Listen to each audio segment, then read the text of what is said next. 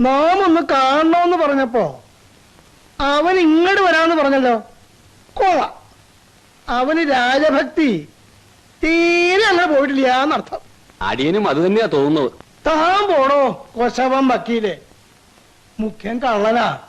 അതുകൊണ്ടാ നോം വിളിക്കുമ്പോഴേ ഓടി വരുന്നത്. ആ നമ്മുടെ കിരീടമല്ലേ പോയിട്ടുള്ളൂ, പ്രതാപം പോയിട്ടില്ലല്ലോ. നോമാണോ അവനാണോ മുന്തിയ കള്ളനെന്ന് ഇന്നറിയാം.